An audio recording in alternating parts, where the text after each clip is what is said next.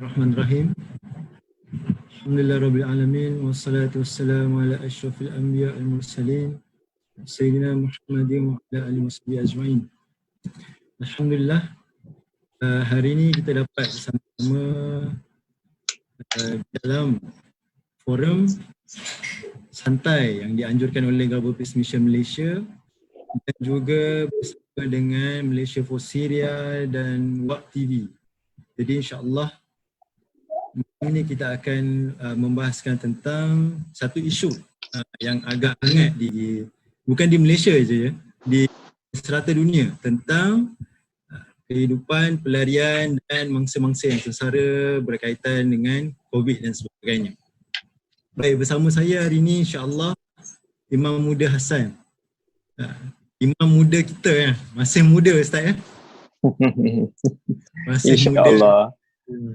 Okey, tajuk yang kita akan bincangkan malam ni adalah tentang sengsara umat, yang mana fokus perbincangan kita malam ini adalah tentang pelarian-pelarian yang berada di sekitar dunia, terutamanya di negara-negara konflik, yang mana kita membayangkan sekiranya mereka ini terjejas dengan COVID yang sekarang ni melanda di Malaysia juga, dia akan menjadi kesan yang sangat teruk kepada mereka. Betul Ustaz?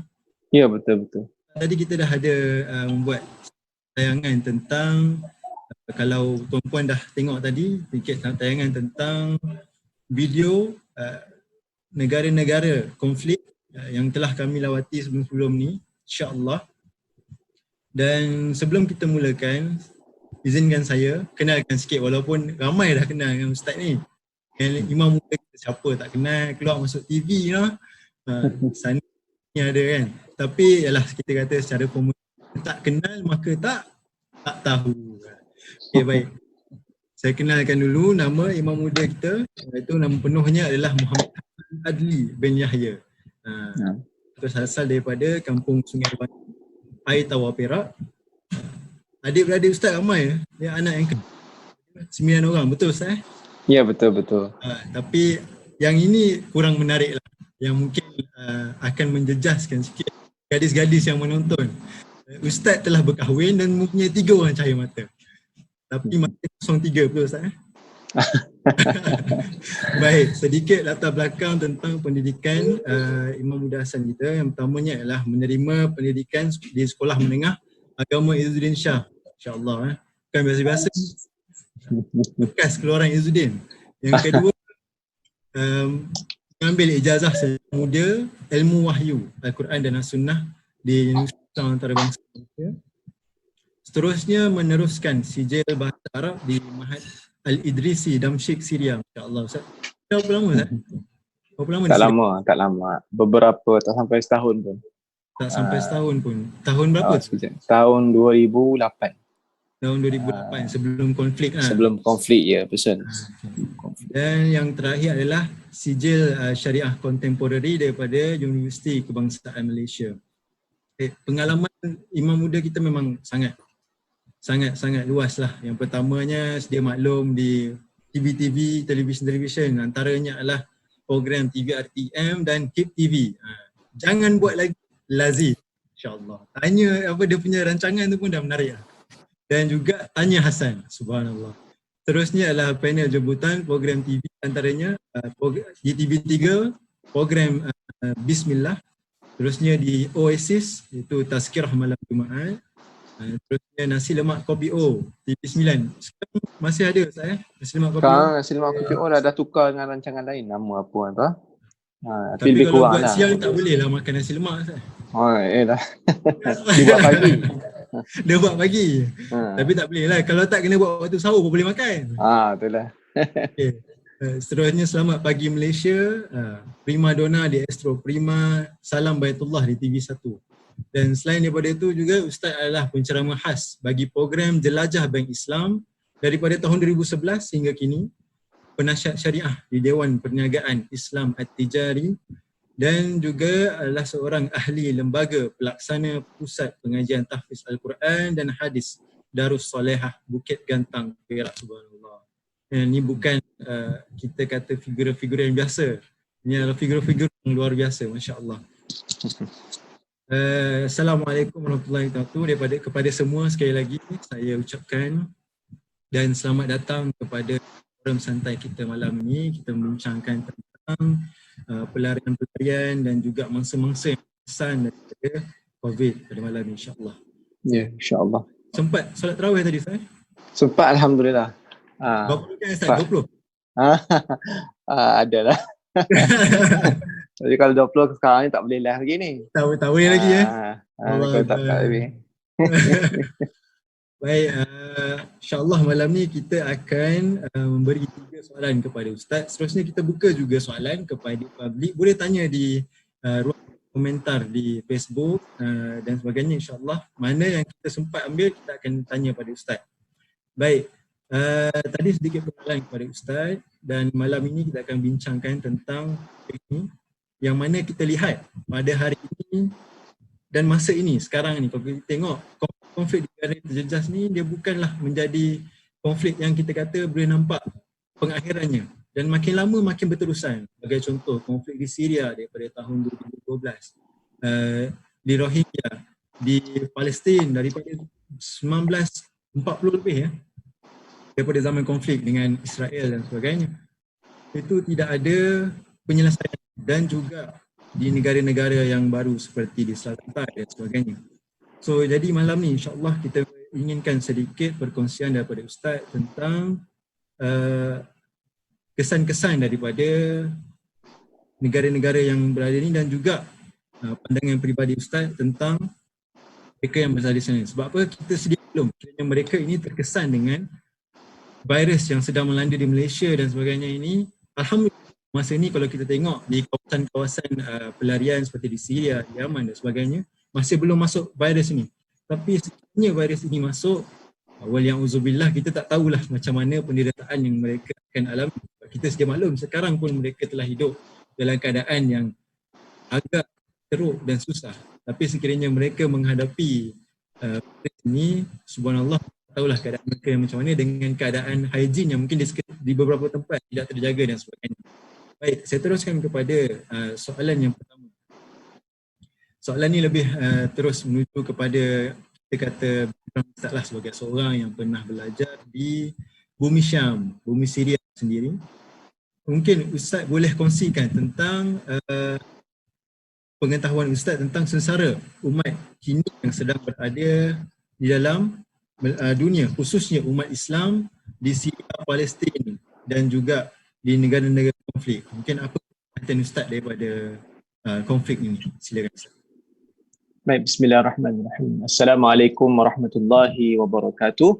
Terima kasih kepada Salman daripada GPM sendiri, bahagian public relationship katanya Salman. Betul. Dan juga kepada semua yang menonton live.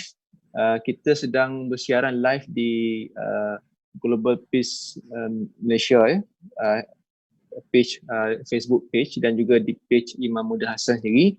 Dan kalau boleh kita share-sharekan supaya lebih ramai dapat manfaat.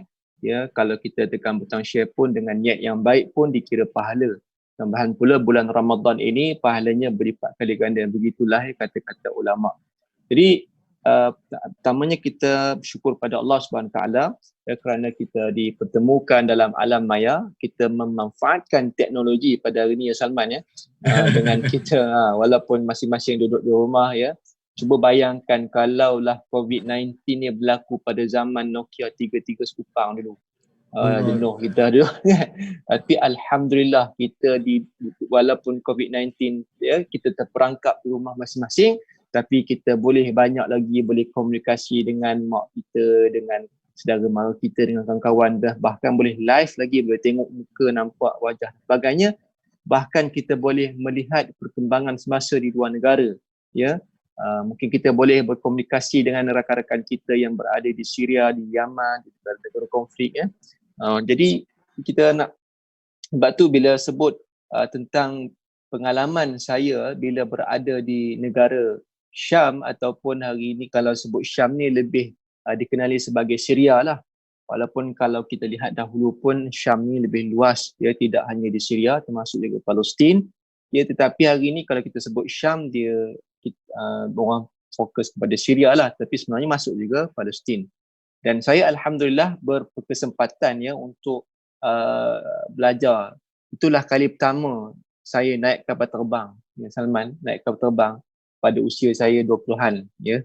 Itu memang orang kata apa, ruja juga lah naik kapal terbang, ya, nervous jugalah ya. Orang kata macam pelik lah sebab tak pernah naik kapal terbang, dan first time naik kapal terbang terus pergi ke Syria ya.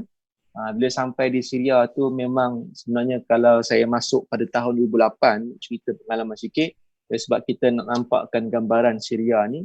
Di Syria ni bila saya masuk memang ketika itu, cerita tahun 2008, konflik berlaku antara puak Sunni dan Syiah ni, Syiah dan Sunni ni pada tahun 2011 ya.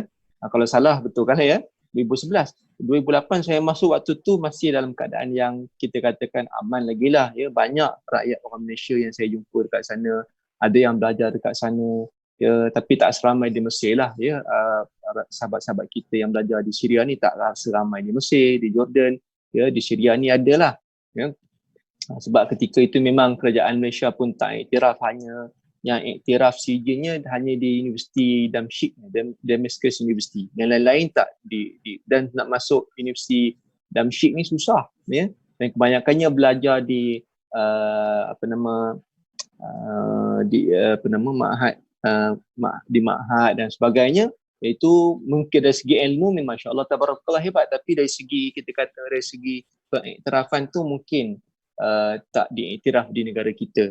Dan sebab tu antaranya kalau kita kenal tokoh-tokoh agama di Malaysia ni, antaranya Al-Fadhil Ustaz juga termasuk juga Menteri Agama kita sendiri sekarang ni pun Datuk Seri Dr. Zulkifli Al-Bakri, antara pelajar yang lama belajar di Syria ya, yang beliau juga adalah antara anak murid kesayangan Syekh Dr. Wahbah Az-Zuhaili ya. Dr. Wahbah Az-Zuhaili ni adalah antara ulama tersohor di Syria dan baru meninggal dunia beberapa tahun yang lalu.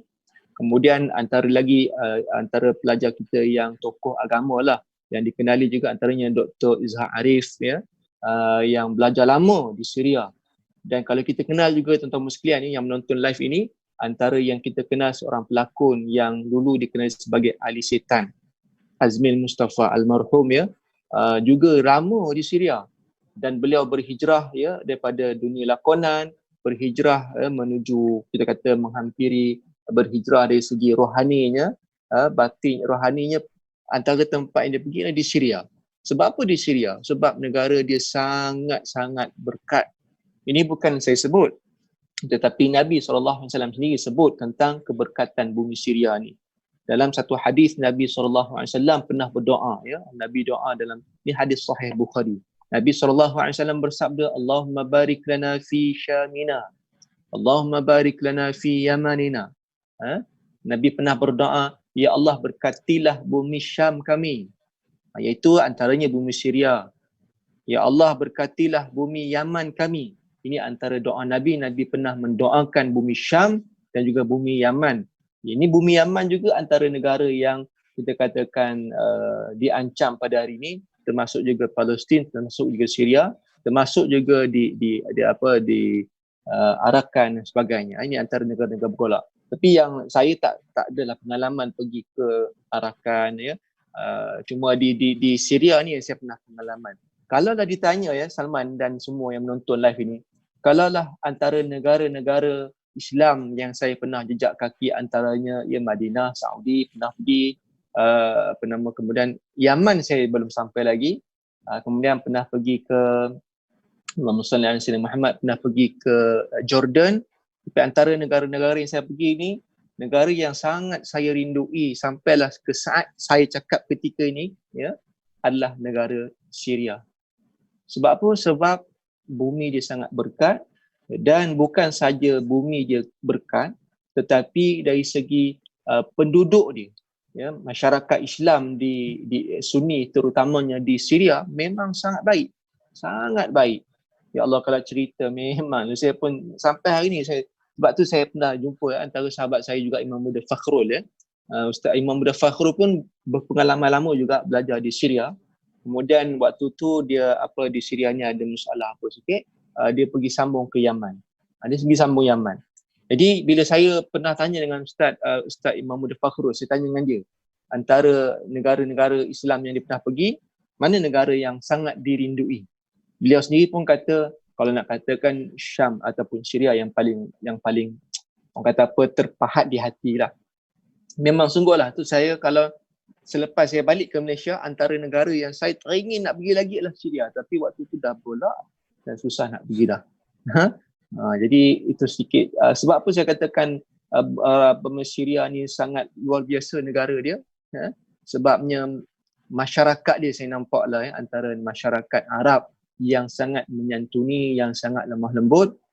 Bukanlah saya kata negara Arab lain tak bagus, tapi bukanlah kata macam tu. Kita semua satu agama, saudara-saudara agama semuanya baik-baik selagi kita beriman pada Allah, mereka adalah saudara agama kita. Tapi nak ceritanya masyarakat Arab di Syria ni, bahasa dia pun dah lembut dah. Mungkin kalau siapa yang pernah jumpa dengan orang Arab Syria, cuba dengar cara cakap dia. Walaupun dia marah sekalipun, marah dia pun nampak macam tak marah sangat. Ulama-ulama dia pun sangat baik. Masyarakat dia, orang awam dia pun sangat baik. Saya pernah pergi ke Jordan, orang Jordan pun bagus. Tapi lebih baik, saya lihat pengalaman saya sendiri lah, masyarakat Arab di Syria ni lebih menyantuni orang luar, lebih menyantuni pelajar-pelajar yang datang belajar negara dia. InsyaAllah tabarakallah, memang best di Syria ni. Jadi sebab tu bila kita tengok Syria pada hari ni bergolak, dan special case-nya di Syria ini ialah isu antara Sunni dengan Syiah. Adapun kalau kita tengok di Palestin, isu antara Israel, Israel ataupun Zionis Israel, Zionis Yahudi dengan Islam. Tapi di Syria ni lain, antara Islam dengan Islam, Islam Syiah dan Islam Sunni. Jadi agak menyedihkan. Dan sebab apa? Sebab di Syria ni tak ramai pun puak Syiah. Sunni lebih ramai, lebih dominan. Tapi dari segi kekuasaan, ketenteraan yang menguasai bumi Syam ataupun Syria pada hari ini adalah puak Syiah. Dan ini yang agak sedih lah, sebab dahulu waktu saya pergi, memang kita tengok antara Syiah dengan Sunni ni berjiran macam biasanya. Jumpa pun tak ada masalah. Memang bumi di Syria ni memang pintu masuk kepada puak Syiah ni terbuka dengan luas, walaupun penduduk dia ramai Sunni. Tapi nak ceritanya, memang jumpa dengan puak Syiah tu biasa je. Macam biasa boleh duduk jiran sebagainya. Tetapi bila berlaku krisis macam ni, jiran dengan jiran pun boleh sampai membunuh antara satu sama lain. Itu yang kita sedih tu. Sebab mereka puak Syiah ni, sehingga kita tak nampaklah mereka ni sebagai musuh kita pada peringkat awalnya. Tetapi bagi puak Syiah ni, mereka melihat puak Sunni ni adalah musuh mereka, sehingga kan mereka menganggap kalau bunuh masyarakat Islam Sunni, ahli yang Sunni ni adalah macam satu kemuliaan. Itu yang kita sedih tu. Membunuh, dianggap mereka kita ni sebagai anjing je. Kalau bunuh pun diorang seronok. Sebab tu tak ada hati perut bila mana mereka membunuh secara ramai-ramai puak-puak Sunni ni. Itu yang perkara yang menyedihkan kita pada hari ini. Jadi sebab tu bila kita masuk COVID-19 ni, kita bimbang kalaulah virus ini menular di sana. Dan saya pun bila melihat pengembangan ini pun, masyarakat Islam di Palestin, masyarakat Islam di Syria, mereka bukannya takut sangat dengan musuh-musuh, contohnya di Palestin. Dia orang bukannya takut sangat dengan Zionis Israel. Yang mereka lebih bimbang ialah virus ni. Kan? Sebab apa? Bagi mereka benda yang biasa dah. Berhadapan dengan Zionis daripada lama dah. Dan mereka sendiri pun saya sendiri kalau nak pergi ke Palestin, duk fikir 2-3 kali, nak pergi Syria pun duk fikir 2-3 kali tu. Tapi dia orang ni dah perkara tu dah biasa bagi mereka. Bahkan mereka pemuda-budak, anak-anak kecil-kecil ni yang dah tangan pun dah kudung dan sebagainya, bahkan lebih berani. Kan? Lebih berani daripada kita. Sebab tu bila kalau nak cerita antara musuh Islam di sana dengan virus COVID-19, mereka lebih khawatir, lebih bimbang virus ni. Sebab orang kata apa, walaupun dua-duanya makhluk Allah, COVID ni makhluk Allah juga. Kalau musuh-musuh di sana Syiah ataupun Zionis Israel pun musuh juga, mereka makhluk Allah juga. Tapi insya-Allah itulah saya nak sebutkan di awal ni, mudah-mudahan kita mengambil cakna berkaitan dengan isu ni dan kita doakan supaya ya virus ini tidaklah sampai. Kadang-kadang saya ada dengar juga katanya ada sikit lah, cuma taklah seteruk macam kita. Mudah-mudahan Allah pelihara mereka sebab mereka ni dah dari segi dari segi hygiene macam Salman sebut tadi kan, dari segi hygiene ni pun tak macam kita, dari segi perubatan pun mungkin tak sehebat macam kita, dari segi kelengkapan pun tak macam kita. Jadi kalaulah melanda mereka, ya Allah, cuba bayangkan kita sekarang ni pun dah takut-takut, dah banyak tempat duduk tutup dan sebagainya, ya, bayangkan mereka pula kat sana yang tempat rumah pun duduk di kem pelarian dan sebagainya. Cuba bayangkan tuan-tuan sekalian ya. Wallahu a'lam. Terima kasih Ustaz untuk jawapan kepada soalan yang pertama tu. Betul. Itu yang saya kira kalau saya dan teman-teman yang ada di GPM tu masuk je COVID ni ke Malaysia, kita terus bayangkan, ya Allah, ni macam mana dengan keadaan-keadaan pelarian yang berada di luar. Kita mikirkan juga mereka yang berada di Malaysia, sebab kita nafikan bila COVID ni masuk, dia akan menjejaskan bukan seorang dua tapi satu negara. Tapi dalam keadaan mereka yang berada di sana ni memang kita kata sangat simpati, sebab macam saya baru ni saya ada pergi ke sana dan kita bermalam bersama mereka dan sebagainya. Bayangkan kalau ada di satu penempatan tu, mungkin toilet diorang, tandas diorang, satu toilet kongsi 4 rumah. Yang mana mungkin satu rumah 10 orang, satu rumah 8 orang dan sebagainya. Dan kita membayangkan kalau katalah COVID ni terkena pada mereka, subhanallah, alhamdulillah lah. Kita tak tahu mereka nak atasi benda-benda macam ni dan mungkin akan menjadi satu yang mana membunuh kebanyakan pelarian yang berada di sana, yang mana kita tak boleh nak bayangkan benda tu berlaku lah. Allahu Akbar. Dan itulah macam Ustaz kata, diorang ni jenis orang yang lembut-lembut. Macam Ustaz sendiri lah. Cakap pun lembut lah. Kita tengok pun kita dah subhanallah. Kan, pandang muka pun nampak ada nur. Allah. Okey Ustaz. Baik, mungkin Ustaz boleh kongsikan juga yang keduanya saya tanya kat Ustaz. Okay, daripada virus yang melanda kita, kesusahan dan juga kalau mungkin di Malaysia ni ekonomi dan sebagainya, ada yang hilang kerja, ada yang sewaktu memberi sumbangan COVID di Malaysia, jumpa dia kata bos dah bagi tahu dah, bulan ni kita dah tak boleh bayar gaji. Allahu Akbar. Yang mana dia tu sebenarnya ada tanggungan dan sebagainya. Dan kita cuba bantulah mana yang boleh. Jadinya pada pandangan Ustaz, apakah hikmah yang berlaku sebalik daripada virus COVID yang melanda kita ni? Baik. Allahumma salli ala sayyidina Muhammad Salman ya, dan semua yang menonton live ni sama ada di page GPM sendiri dan di page Imam Dasan. Kalau yang menonton tu boleh komen-komen ataupun nak tanya soalan ni ke apa, insyaAllah, ataupun nak sharing apa-apa pun, mungkin ada pengalaman pernah pergi ke sana ataupun ada pandangan yang tersendiri yang mungkin boleh kita manfaatkan sama-sama, boleh rakan-rakan kita yang lain boleh baca sama kan. Jadi bila sebut tentang hikmah berlakunya COVID-19 pada kita pada hari ini, ya, memang waktu selama saya berusia dalam 30-an ni kan, berapa lah umur saya tu, itu saya rasa rahsia lah ya. Salman berapa umur? Salman muda lagi saya tahu ni. Belasan kot, cik, belasan Allah. Masih muda kan.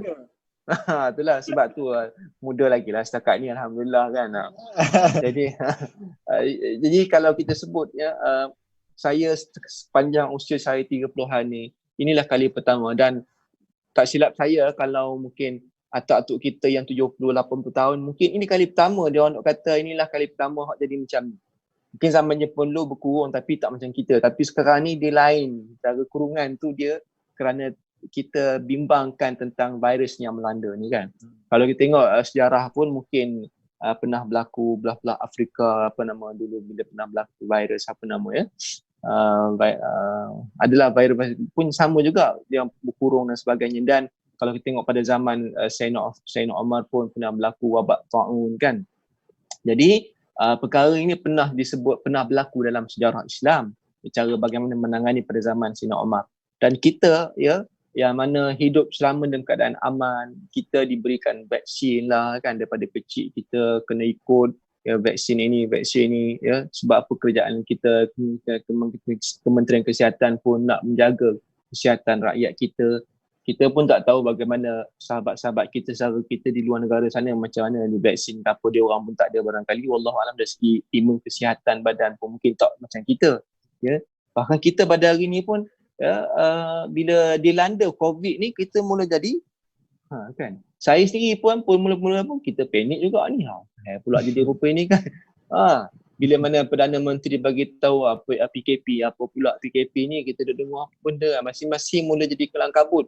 Kan waktu belum perintah kawalan lagi diumumkan, siapa tengok apa hal semua kedai semua penuh, ramai orang ni beratur tengok. Kan beratur tengok lain macam tengok beratur. Sampai barang panic buying berlaku sebab apa, takut kena darurat dan sebagainya kan. Jadi alhamdulillah saya nampak pada peringkat awal tu mungkin orang jadi ketakutan dan sebagainya, tapi lama-kelamaan kita boleh terima keadaan tu ya. Tapi hikmah dia kalau kita tengok bila berlaku COVID ni di negara kita ya, kita masih bersyukur walaupun banyak juga yang mula bimbang, takut, ketakutan, kekhawatiran hilang kerja ya. Tapi alhamdulillah saya tengok ya Allah bagi kita nikmat terlalu banyak. Saya sendiri pun mula-mula kena, bukan saya pun manusia biasa ya. Saya sendiri pun sebab saya sendiri pun berniaga, saya sendiri pun ada staff saya ya yang perlu saya jaga makan minum mereka. Saya ya sebab kita majikan, kita pun fikir sebab kita sendiri pun terjejas dari segi pendapatan, di perniagaan. Tapi alhamdulillah ya pihak kerajaan sendiri pun ada bantuan-bantuannya, moratorium dan sebagainya. Jadi kita rasa lapang dada sikit. Ya. Dan sebab tu kita kata alhamdulillah lah kita ni walaupun susah-susah kita tuan-tuan sekalian, Allah bagi lagi nikmat banyak gitu. Ya. Dan kalau kita sebut tentang hikmah ni, banyak benda yang kita susah nak cakap. Banyak benda hikmah yang kita susah nak cakap. Cuma tinggal lagi tuan-tuan sekalian yang menonton live ini, tinggal lagi kita pilih kat mana. Sama ada kita nak melihat hikmah ataupun kita nak melihat dari sudut yang negatif. Kalau kita lihat dari sudut negatif, kita akan jadi susah hati, kita akan bersangka buruk dengan tempat. Tapi kalau kita fikir dari sudut yang positif, bersangka baik dengan Allah, maka kita akan lapang dada. Sebab Allah Ta'ala sebut dalam Al-Quran, ala bidzikrillah tatma'innul qulub. Ya, kalau kamu ingat Allah, hati kamu hidup kamu akan tenang. Jadi sebab kita tahu, COVID ni makhluk Allah. Selama ni kita hidup pun Allah banyak bagi ujian kat kita, tapi kadang-kadang kita tak nampak kebesaran Allah. Tiba-tiba Allah hantar dengan satu tenteranya, namanya diberikan nama coronavirus COVID-19 tersebut ya. Maka dengan makhluk Allah yang tak nampak, bayangkan ya, boleh mati dan sebagainya. Selama ni kita bimbang dengan senjata-senjata ya, dengan musuh-musuh, tapi sebenarnya Allah nak bagi tahu kalau kamu takut dengan senjata-senjata musuh ya, sebenarnya Allah nak kalahkan musuh-musuh ni sekejap mata je. Ya, kelip mata je Allah boleh hantar virus-virus ni kepada mereka boleh mati. Tinggal lagi bagaimana kita ni bersangka baik dengan Allah Subhanahu Taala. Cuma kalau tengok, kalau nanti di akhir zaman, kalau kita baca hadis-hadis Nabi tentang peristiwa akhir zaman, memang kalau di bumi Syam, ya antaranya bumi Syam, bumi Yaman, antara negara yang banyak berlakunya peristiwa-peristiwa akhir zaman. Antaranya Nabi SAW pernah sebut dalam satu hadisnya, hadis sahih Muslim, idh ba'asallah al-Masih ibn Maryam alaihi salam fayanzilu 'inda al-manaratil bayda syarqiyya Dimashq. Ya, Nabi kata apa? Bila mana Allah turunkan, Allah datangkan, Allah hadirkan Nabi Isa alaihi salam al-Masih ya. Maka ketika Allah turunkan di mana? Allah turunkan di Menara Putih yang disebutkan dalam hadis tersebut diletaknya di timur Damsyik, dan ulama mengatakan iaitu di Masjid Umawi, Jami' Umawi di Syria.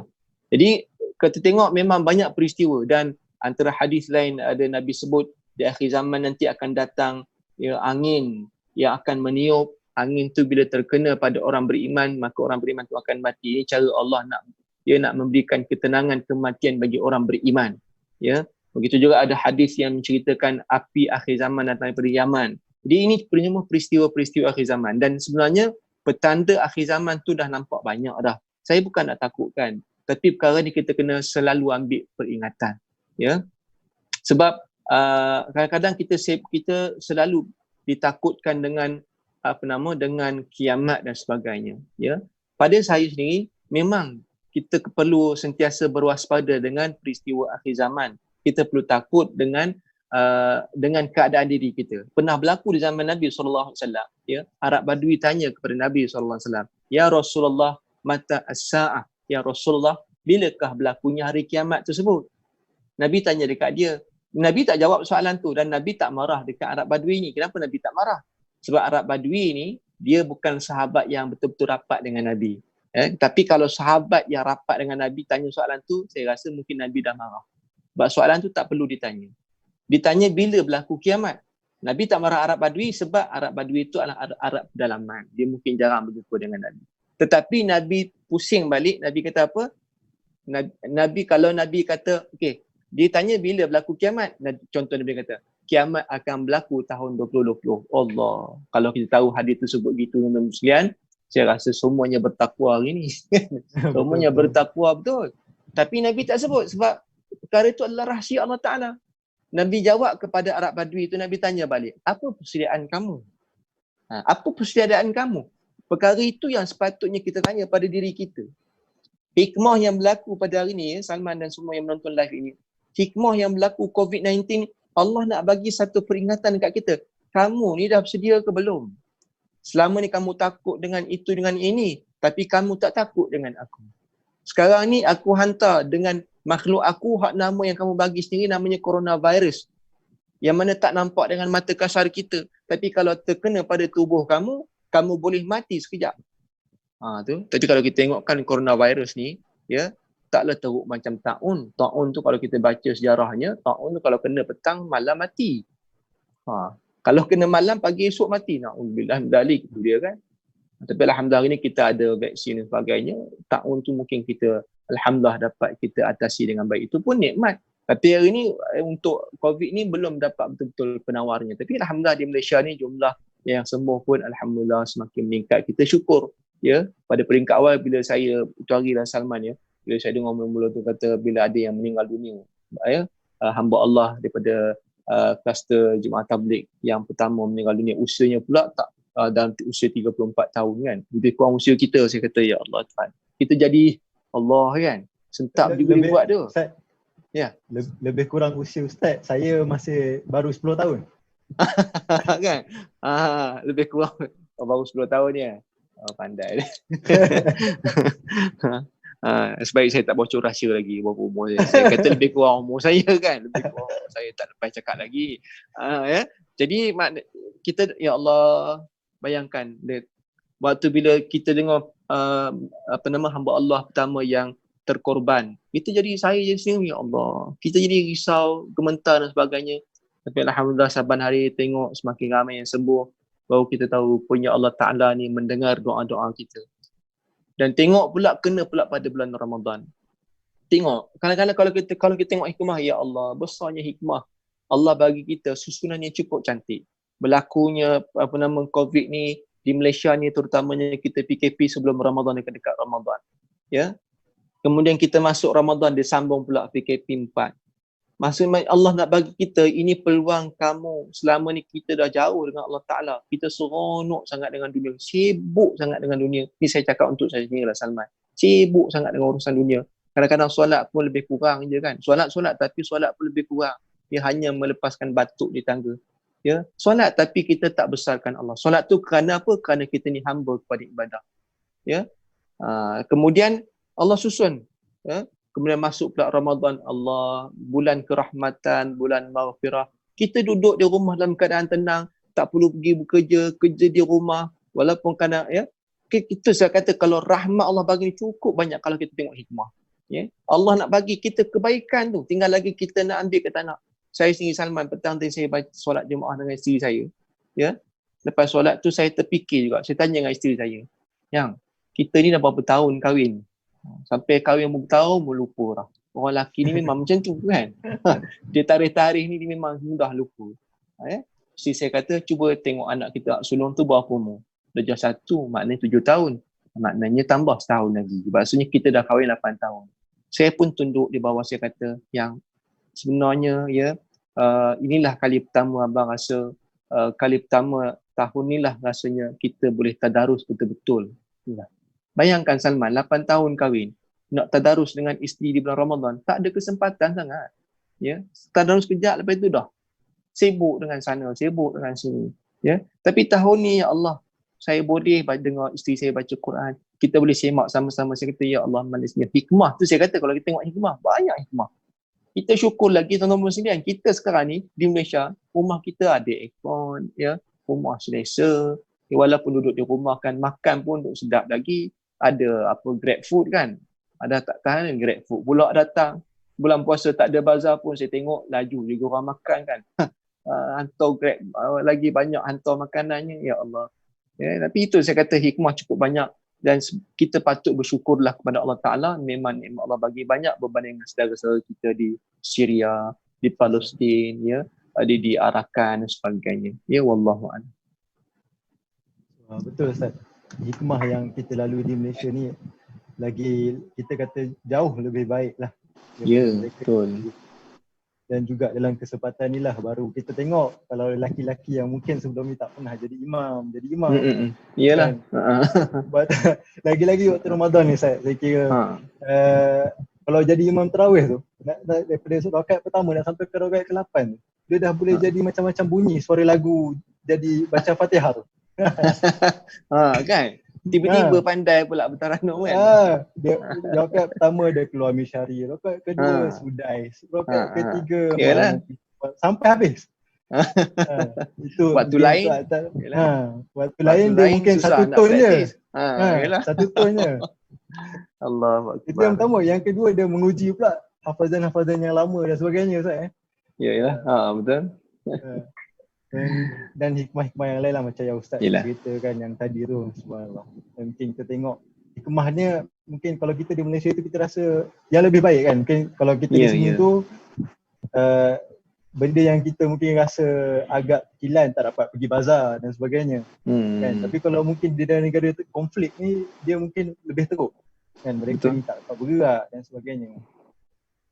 Baik, jadi seterusnya sebelum kita teruskan kepada soalan seterusnya, InsyaAllah kami akan mainkan satu video sekitar sumbangan kami pada musim COVID ni daripada awal hari dan sehingga hari ini insyaAllah. Dan sebelum saya mainkan, saya ingin tekankan kalau ada yang ingin sumbang boleh terus kepada laman web www.billplease.com/gpmiftar yang mana kita buat kempen khas untuk meraihkan iftar Ramadan bersama dengan mereka-mereka yang tidak berkemampuan, bukan sahaja di Malaysia tapi di lebih pada 21 buah negara di luar sana insya-Allah. Baik, saksikan.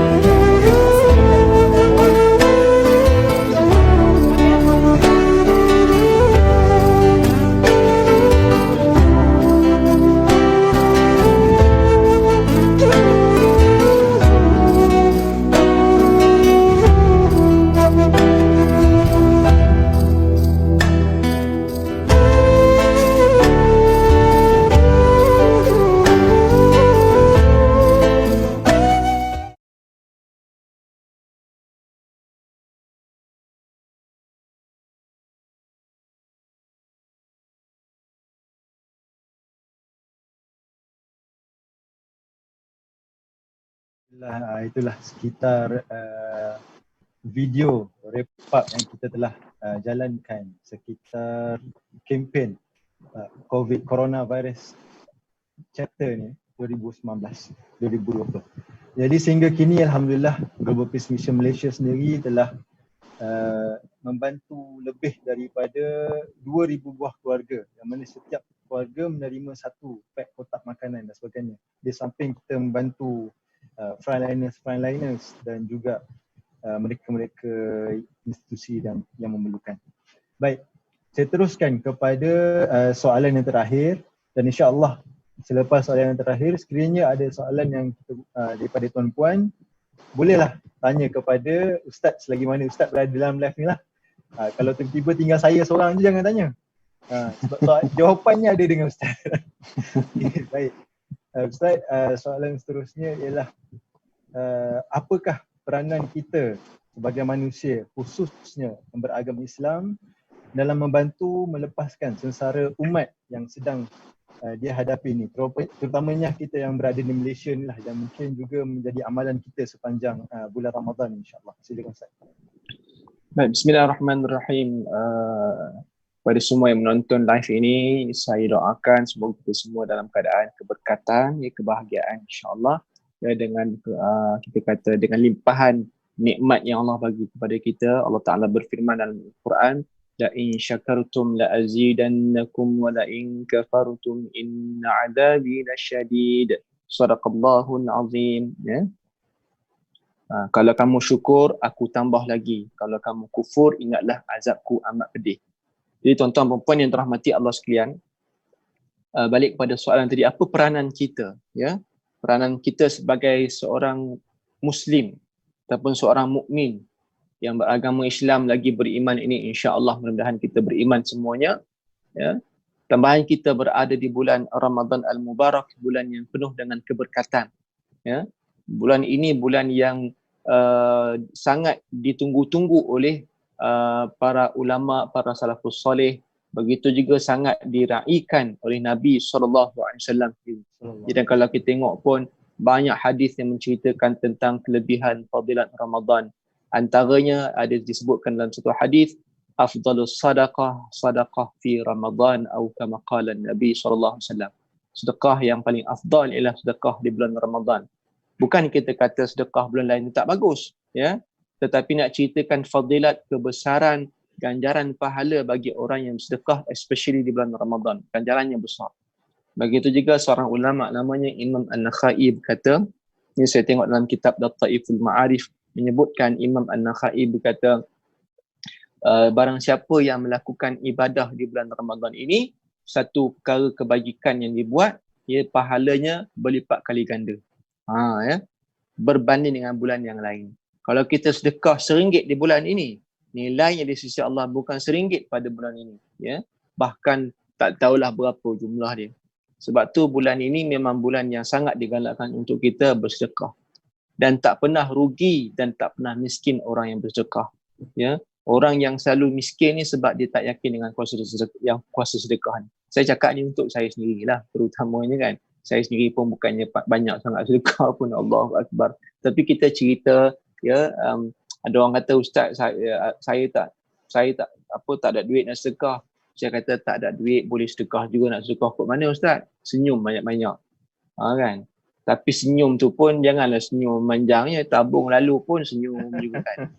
Aduh, 10 tahun tabung lalu duduk senyum. Siapa senyum depan tabung tu? Sedekah Ustaz, sedekah. Tahu mana? Sedekah kat tabung. Apa nama? Suruh senyum, bukan suruh senyum kat tabung. Senyum tu kat saudara kita.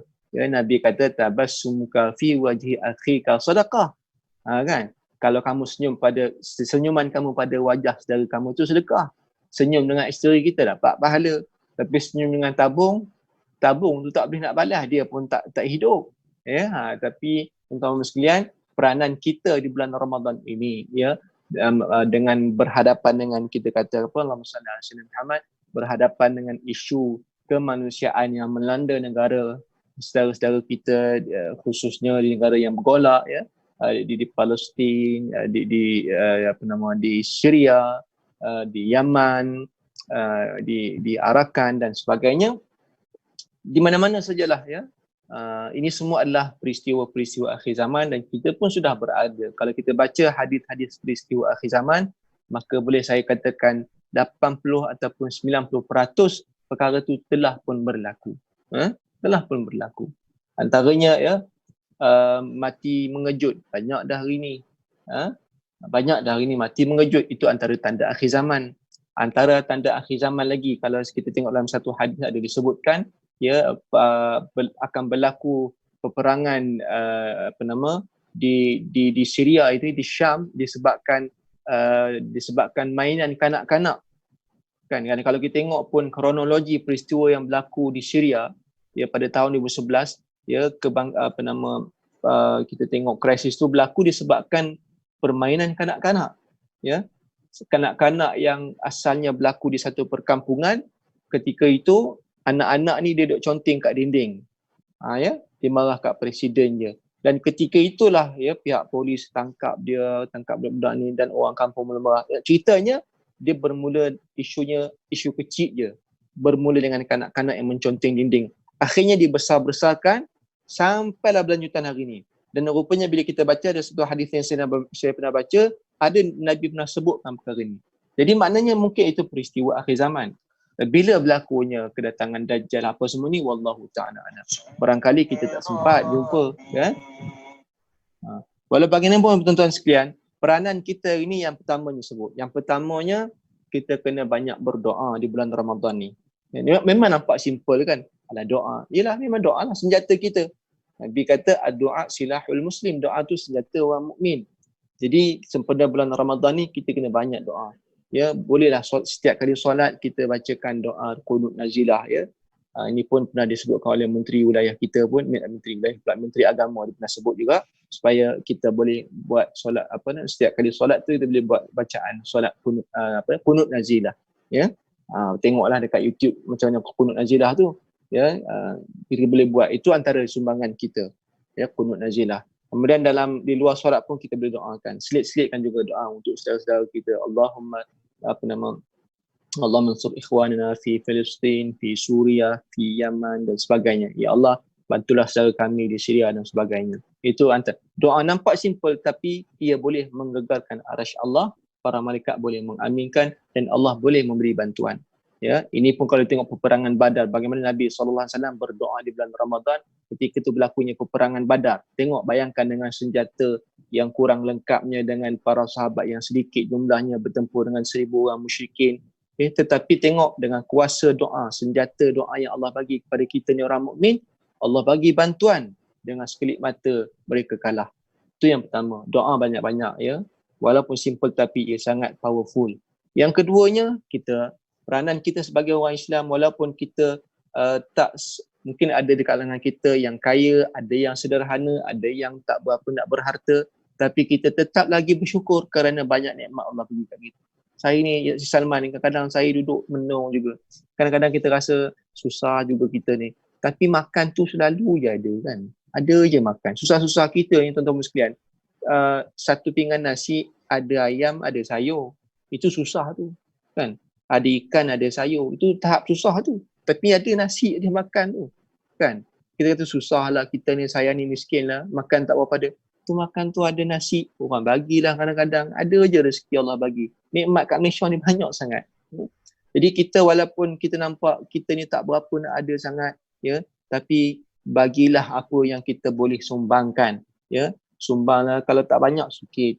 Ya Allah Ta'ala bukan lihat pada berapa jumlah kita bagi. Tapi Allah tengok apa usaha kita, apa tindakan kita, apa sumbangan kita untuk saudara-saudara kita di luar sana yang ditindas dan sebagainya. Ya.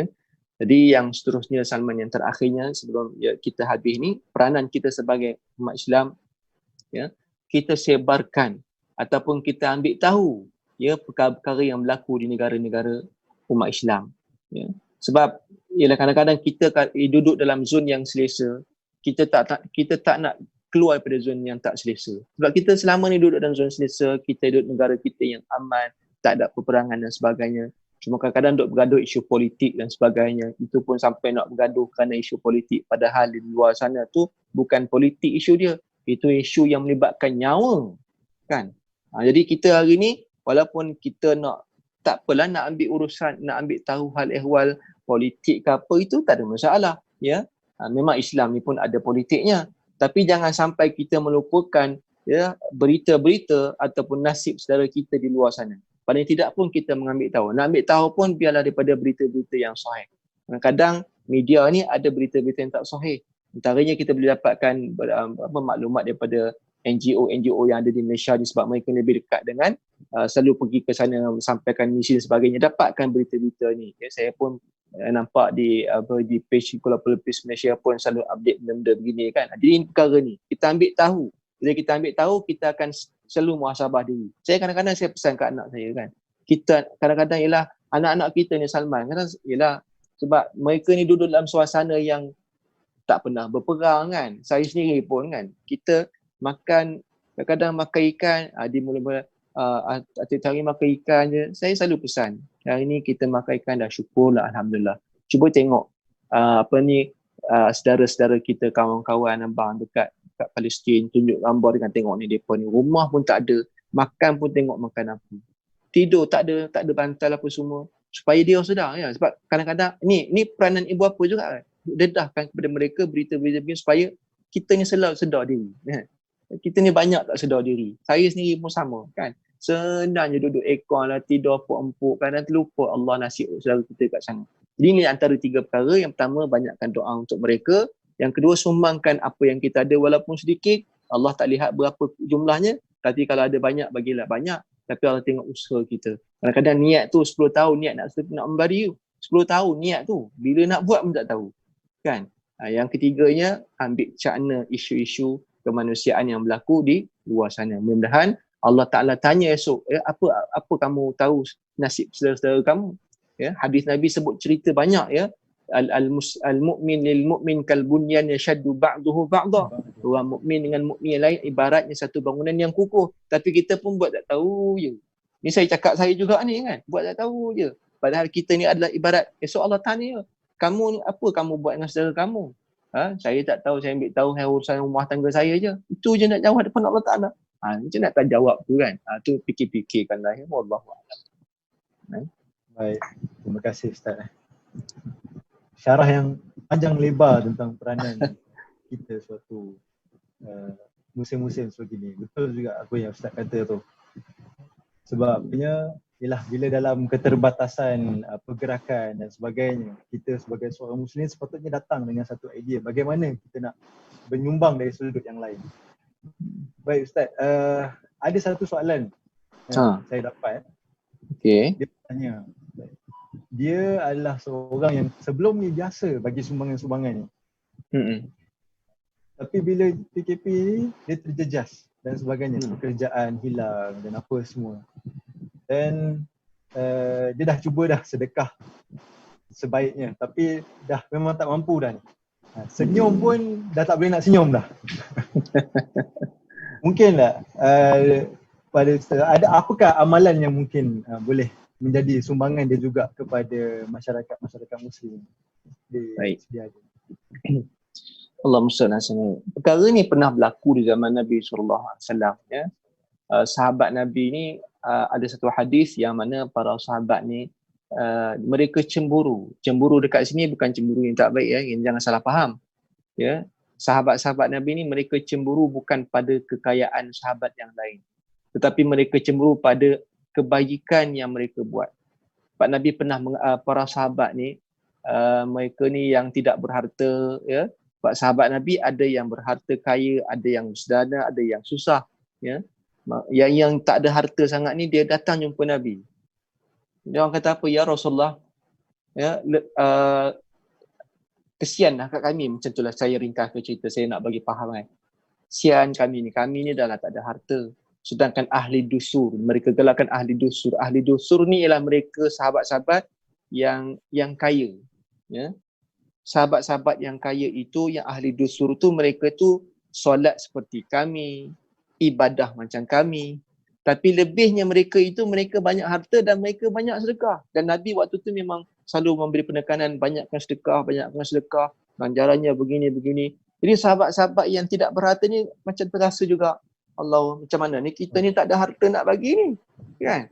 Lebihlah dia orang boleh solat macam kita, tahajud macam kita, ya.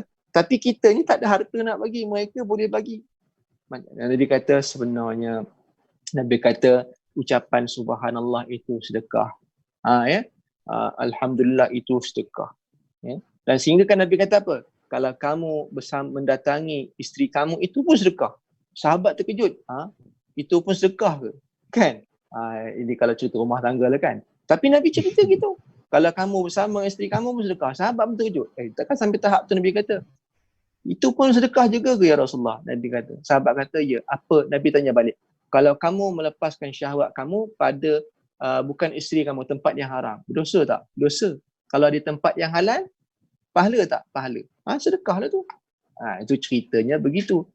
Tapi walau bagaimanapun, nak bagi tahunya dekat sini ialah sedekah ini tidak tertumpu pada duit saja. Kadang-kadang kita tak mampu dari segi duit. Ya, saya dah tak ada duit ni. Kadang-kadang kita boleh sumbang tenaga. Kadang-kadang kita boleh sumbangkan dengan sharing. Ya, kita tak boleh saya tak ada harta sangat nak cukup-cukup makan, nak makan pun tak berapa nak ada. Mungkin kita boleh sharekan daripada GPM punya Facebook ni, sampaikan dekat kawan-kawan kita. Mungkin disebabkan share kita kepada kawan-kawan kita, button share tadi tu, kawan lain duk sedekah. Maka dia macam affiliate jugalah kan.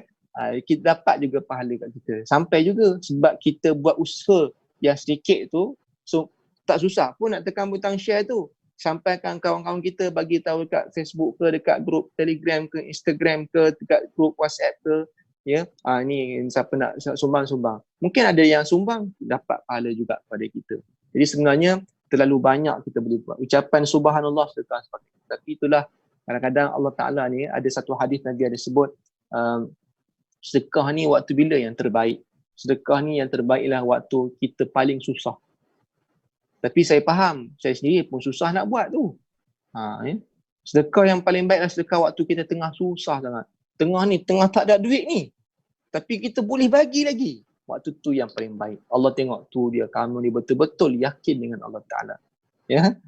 Itu kalau kita boleh buat tu, Masya Allah. Ya. Tengah-tengah susah, duit tak ada ni.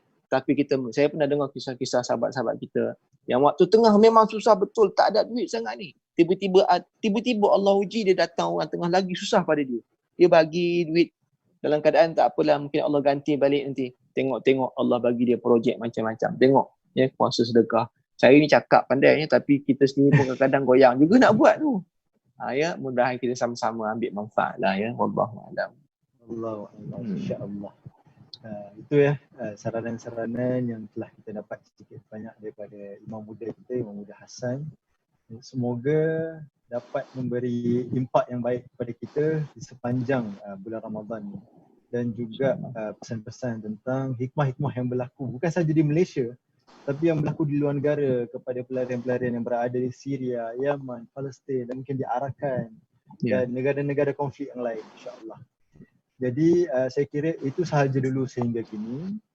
Terima kasih kepada mereka yang menonton live kami pada malam ini dan teruskan menyumbang kepada mereka yang ada kelapangan untuk menyumbang. Dan semoga Ramadan kali ini menjadi Ramadan yang terbaik. Dan ingatlah pesan Rasul sallallahu alaihi wasallam, "Man qama Ramadana imanan wa ihtisaban ghufira lahu ma taqaddama min dhanbi." Barang siapa yang mendirikan Ramadan dengan penuh keimanan dan penuh pengharapan, akan diampunkan segala dosa yang lalu. Jadi jangan disebabkan PKP yang berlaku di negara kita terhad amalan kita lakukan Ramadan. Sedangkan benda-benda bila berlakunya benda macam ni lah, banyak lagi masa kita boleh spendkan dengan keluarga, dengan Tuhan dan sebagainya, bangun pagi qiyam bulan dan sebagainya. Jadi insya-Allah sampai situ dulu ya Ustaz ya, insya-Allah. Ya, insya-Allah. Cuba untuk live lagi pada akan datang. Insya-Allah. Kita sampai masa kita pada jam 10.30.